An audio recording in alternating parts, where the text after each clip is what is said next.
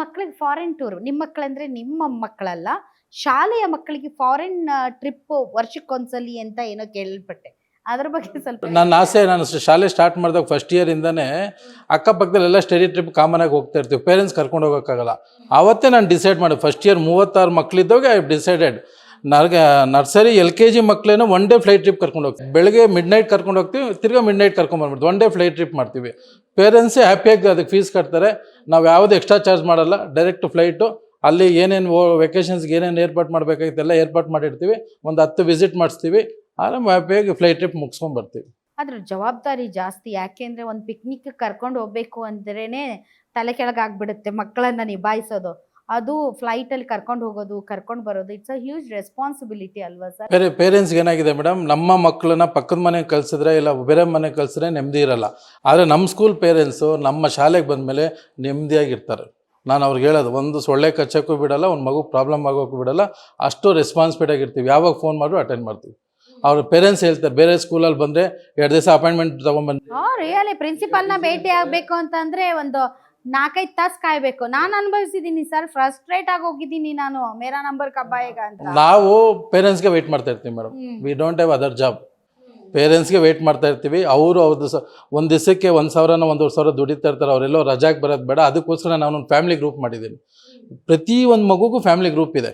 ಅವ್ರಿಗೆ ಏನು ತೊಂದರೆ ಇದ್ರು ಫ್ಯಾಮಿಲಿ ಗ್ರೂಪಲ್ಲಿ ಒಂದು ಮೆಸೇಜ್ ಹಾಕಿದ್ರೆ ವಿತಿನ್ 30 ಸೆಕೆಂಡ್ಸಲ್ಲಿ ರಿಪ್ಲೈ ಮಾಡ್ತೀವಿ. ನಾವು ಫ್ಯಾಮಿಲಿ ಗ್ರೂಪ್ ಮಾಡಿದ್ವಿ. ಅದರಲ್ಲಿ ಪ್ರಿನ್ಸಿಪಲ್ ಮೇಡಮ್ ಇರ್ತಾರೆ, ನಾನು ಇರ್ತೀನಿ, ನಮ್ಮ ಅಡ್ಮಿನ್ ಗ್ರೂಪ್ ಇರ್ತಾರೆ, ಕೋಆರ್ಡಿನೇಟರ್ಸ್ ಇರ್ತಾರೆ, ವೈಸ್ ಪ್ರಿನ್ಸಿಪಲ್ ಇರ್ತಾರೆ, ಎಲ್ಲ ಫೆಸಿಲಿಟಿ ಮಾಡಿದ್ವಿ. ಟೆನ್ಷನ್ನೇ ತೊಗೊಳಂಗಿಲ್ಲ ಅವರು. ಎಲ್ಲನೇ ಇರಲಿ. 10 ಕಿಲೋಮೀಟರ್ ದೂರದಿಂದ ನಮ್ಮ ಸ್ಕೂಲಿಗೆ ಬರ್ತಾರೆ ಮೇಡಮ್. 10 ಕಿಲೋಮೀಟರ್ಸ್ ದೂರದಿಂದ ಬರ್ತಾರೆ. ಅಲ್ಲಿ ಬೇಕಾದಂಥ ಪ್ರತಿಷ್ಠಿತ ಶಾಲೆಗಳಿದೆ. ಇದ್ದರೂ ಕೆಲವರು ಇಲ್ಲಿಗೆ ಬರ್ತಾರೆ. ಅವ್ರಿಗೆ ಆ ನೆಮ್ಮದಿ, ಇದು ಸೆಕೆಂಡ್ ಫ್ಯಾಮಿಲಿ ಅವ್ರಿಗೆ. ಹಾಗಾಗಿ ಈ ಶಾಲೆಯ ಕಾಂಪೌಂಡ್ ಒಳಗಡೆ ಮಕ್ಕಳು ಬಂದು ಬಿಟ್ರೆ ಇನ್ನು ನನ್ನ ಜವಾಬ್ದಾರಿ ಮುಗೀತು, ಮತ್ತೆ ನನ್ನ ಮಗು ನನ್ನ ಮನೆಗೆ ಬರೋವರೆಗೂ ಅನ್ನುವಂಥ ಒಂದು ನೆಮ್ಮದಿ, ಆ ಪ್ರೀತಿ ನಾವು ಪೇರೆಂಟ್ಸ್ಗೂ ಕೊಡ್ತೀವಿ ಮೇಡಮ್. ಹಂಗಾಗಿ ಆ ಬಾಂಡಿಂಗ್ ಚೆನ್ನಾಗಿದೆ ನಮ್ಮಲ್ಲಿ. ಸೊ ತುಂಬಾ ಕನಸುಗಳು ಹೊತ್ಕೊಂಡು ತಾವು ಇದನ್ನ ಆರಂಭ ಮಾಡಿದ್ರಿ. ಇನ್ನು ಫ್ಯೂಚರ್ ಪ್ಲಾನ್ಸ್ ಏನೇನಿದೆ? Of course first PU second PU ಮಾಡ್ತೀವಿ ಅಂತ ಹೇಳಿದ್ರಿ. ಇನ್ನು ಫ್ಯೂಚರಲ್ಲಿ ಇನ್ನೂ ಈ ಶಿಕ್ಷಣ ಸಂಸ್ಥೆಯನ್ನು ದೊಡ್ಡದು ಮಾಡಬೇಕು, ತುಂಬ ವಿಸ್ತರಿಸಬೇಕು ಅನ್ನುವಂಥ ಮಹತ್ವಾಕಾಂಕ್ಷೆ ಇದೆ ಮೇಡಮ್. ನನಗೆ ದೊಡ್ಡ ಕಾನ್ಸೆ ಇನ್ನೊಂದು 7-8 ವರ್ಷದಿಂದ ಇದೆ. ನನ್ನ ಸ್ಕೂಲ್ ಮಕ್ಕಳಿಗೆ ನಾನೇ ಪ್ರೊಡ್ಯೂಸರ್ ಆಗಬೇಕು. ಯಾರ ಹತ್ರ ದುಡ್ಡು ತೊಗೊಂಡಿರ ನಮ್ಮ ಸ್ಕೂಲಲ್ಲಿ ಬರೋ ಆದಾಯದಲ್ಲಿ ಒಂದು ನ್ಯಾಷನಲ್ ಅವಾರ್ಡ್ ತೊಗೊಬೇಕು ನಮ್ಮ ಸ್ಕೂಲ್ ಮಕ್ಕಳು. ಅದಕ್ಕೆ ತಕ್ಕಂತೆ ನಾನು ಒಂದು ಪಿಕ್ಚರ್ ಮಾಡಬೇಕು ಅನ್ನೋದ್ರಿಂದ ಒಂದು ಕನ್ಸಿಟ್ಕೊಂಡು ಮಾಡ್ತಾಯಿದ್ದೀನಿ. ಕಾಲೇಜ್ ಓಪನ್ ಆದ್ಮೇಲೆ ಮಾಡ್ತೀನಿ ಮೇಡಮ್. ಅದ್ರಲ್ಲಿ ನಂದೊಂದು ಪಾತ್ರ ಇದೆ. 200% ನೀವು ಬರ್ತೀನಿ ಅಂದರೆ 200% ಮೇಡಮ್. ತುಂಬ ಖುಷಿ. ಇವತ್ತು ನಿಮ್ಮ ಜೊತೆ ನಾವು ಕೂತ್ಕೊಂಡು ಮಾತಾಡ್ತಾ ಇದ್ದೀನಿ ಅಂದರೆ ನಂಗೆ ತುಂಬ ವೈಬ್ರೇಷನ್ಸ್, ಖುಷಿ, ಸಂತೋಷ. ನನ್ನ ಹತ್ರ ಅಕೌಂಟಲ್ಲಿ 2 ಕೋಟಿ ಇದ್ರೂ ಸಂತೋಷ ಬರ್ತಿರ್ಲಿಲ್ವನೋ. ನಿಮ್ಮ ಹತ್ರ ಕೂತ್ ಮಾತಾಡ್ತಾ ಇರೋದು ಅದು ಸಂತೋಷ ಇದೆ.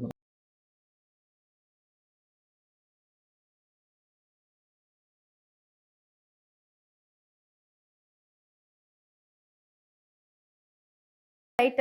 ತಮ್ಮ ಶಿಕ್ಷಣ ಸಂಸ್ಥೆ ಇನ್ನೂ ಎತ್ತೆತ್ತರಕ್ಕೆ ಬೆಳೀಲಿ. ತಮ್ಮ ಶಿಕ್ಷಣ ಸಂಸ್ಥೆಯಲ್ಲಿ ತುಂಬ ಒಳ್ಳೆಯ ಪ್ರತಿಭೆಗಳು ಹೊರಹೊಮ್ಮಲಿ ಮತ್ತು ತಮ್ಮ ಶಿಕ್ಷಣ ಸಂಸ್ಥೆಗಳಲ್ಲಿ ಓದಿದವರು ಮುಂದಿನ ದಿನಗಳಲ್ಲಿ ಈ ನಾಡಿನ ಸತ್ಪ್ರಜೆಗಳಾಗಿ ತುಂಬ ದೊಡ್ಡ ದೊಡ್ಡ ಸಾಧನೆಗಳನ್ನು ಮಾಡಲಿ.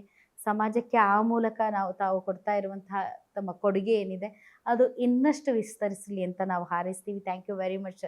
ತಾವು ಇಷ್ಟೊತ್ತು ಗ್ಯಾರಂಟಿ ನ್ಯೂಸ್ ಜೊತೆ ಮಾತಾಡ್ತಿದ್ರಿ. Thanks lot. Thank you sir. ನಿಮ್ಮ ಸಪೋರ್ಟ್ ಇರಲಿ. ನೀವು ನಮ್ಮ ಥರ ಶಾಲೆಗೆ ಬಂದು ನಮ್ಮನ್ನೆಲ್ಲ ಪ್ರೋತ್ಸಾಹ ಮಾಡ್ತಾ ಇದ್ದೀರಾ. ಈ ಪ್ರೋತ್ಸಾಹನೇ ನಮ್ಮ ಉತ್ತುಂಗಕ್ಕೆ ಮೇಲೆ ಕರ್ಕೊಂಡು ಹೋಗೋದು ಮೇಡಮ್. Thank you. ನೋಡಿದ್ರಲ್ಲ ವೀಕ್ಷಕರೇ, ಈ ದಂಪತಿಗಳು ಶಿಕ್ಷಣ ಕ್ಷೇತ್ರದಲ್ಲಿ ಗೇಮ್ ಚೇಂಜರ್ಸ್. ಈ ರೀತಿಯಾದಂಥ ಗೇಮ್ ಚೇಂಜರ್ಸ್ ಸಾಧನೆ ಮಾಡಿರೋರು ಭಾಳಷ್ಟು ಜನ ಇದ್ದಾರೆ.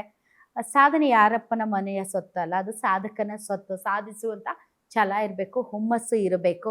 ಒಬ್ಬ ಹೆಣ್ಮಗಳಾಗಿ ತನ್ನ ತಂದೆಯ ಪ್ರೋತ್ಸಾಹದಿಂದ, ತನ್ನ ತಂದೆಯೇ ಕೊಟ್ಟಂಥ ಮಾರ್ಗದರ್ಶನದ ಮೂಲಕ ಒಂದು ಶಿಕ್ಷಣ ಸಂಸ್ಥೆಯನ್ನು ಕಟ್ಟು ಸಾಮಾಜಿಕ ಕಾರ್ಯಗಳನ್ನು ಮಾಡ್ತಾ ಇನ್ನಷ್ಟು ಇದನ್ನು ವಿಸ್ತರಿಸಿ ಇನ್ನಷ್ಟು ಎತ್ತರಕ್ಕೆ ಬೆಳೆಯಬೇಕೆನ್ನುವಂತಹ ಹಂಬಲ ಇರುವಂತಹ ಡಿಂಪಲ್ ಮತ್ತು ಅವರ ಪತಿ ಮಹೇಶ್ ಅವರಿಗೆ ಒಳ್ಳೆಯದಾಗಲಿ ಅಂತ ಹಾರೈಸ್ತಾ ಇವತ್ತಿನ ವಿಶೇಷ ಕಾರ್ಯಕ್ರಮವನ್ನು ಮುಗಿಸ್ತಾ ಇದ್ದೀವಿ. ಗ್ಯಾರಂಟಿ ನ್ಯೂಸ್, ಸುದ್ದಿ ಖಚಿತ, ನ್ಯಾಯ ನಿಶ್ಚಿತ.